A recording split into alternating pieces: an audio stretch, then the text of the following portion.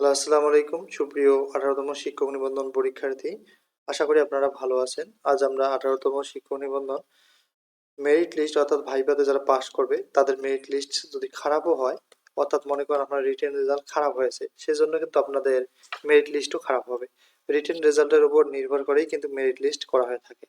যেভাবে প্রতিষ্ঠান পাওয়া সম্ভব যে আপনার মেরিট লিস্ট খারাপ হওয়া সত্ত্বেও, সে সম্পর্কে আলোচনা করা। আর যারা ১৯তম প্রিপারেশন নিচ্ছেন তারা চাইলে আমাদের কাছ থেকে ১৯তম প্রিলিমিনারি ও রিটেন সাজেশনটি এই হোয়াটসঅ্যাপ নাম্বারে যোগাযোগ করে নিতে পারেন। আর যাদের ভাইবা এখনো হয়নি তারা চাইলে ভাইবা সাজেশনও আমাদের কাছ থেকে নিতে পারেন। চলুন আমরা আমাদের মূল বিষয়ে চলি। অনেকেই দেখবেন যে ভালো মেরিট লিস্ট থাকার কারণে তারা কিন্তু সবাই ভালো ভালো প্রতিষ্ঠান, অর্থাৎ কাছাকাছি যে প্রতিষ্ঠানগুলো ভালো সেগুলো কিন্তু প্রথম চয়েস দিয়ে থাকে। এর ফলে কি হয়, যাদের মেরিট লিস্ট সবার আগে থাকে তারা প্রথমে একটা প্রতিষ্ঠান পায়, দ্বিতীয় প্রতিষ্ঠান পায়, তারপরে জন তৃতীয় প্রতিষ্ঠান পায়।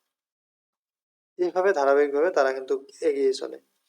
তবে কথা হলো, মনে করেন আপনার মেরিট লিস্ট অনেক খারাপ, অর্থাৎ শেষের দিকে, তাহলে কিভাবে প্রতিষ্ঠান পাবে? তখন আপনাকে মনে রাখতে হবে যে মানুষ, অর্থাৎ যাদের মেরিট লিস্ট ভালো পর্যায়ে, তারা কোন প্রতিষ্ঠানগুলো চয়েস দেবে না, এ ধরনের কিছু প্রতিষ্ঠান আপনাকে নিজেকে খুঁজে বের করতে হবে।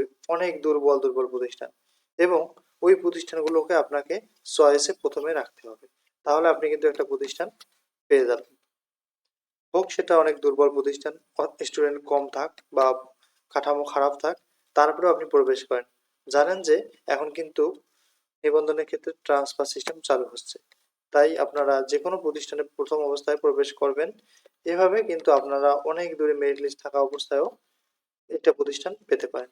তাই মেরিট লিস্ট অনুযায়ী অবশ্যই প্রতিষ্ঠান চয়েস দেবেন। পরবর্তী একটা ভিডিওতে আমরা দেখাবো কিভাবে চয়েস দিবেন, কিভাবে ৪০টি প্রতিষ্ঠান সিলেক্ট করবেন, কিভাবে তথ্য সংগ্রহ করবেন। তা তা না হলে কিন্তু আপনাদের অনেক সমস্যার সম্মুখীন হতে হবে। আমরা পরবর্তীতে আরো একটি ভিডিও দেব যেখানে আপনারা আরো বিস্তারিত জানতে পারবেন। তো সকলের জন্য শুভকামনা রইল, সকলে ভালো প্রতিষ্ঠান পাও। আসসালামু আলাইকুম।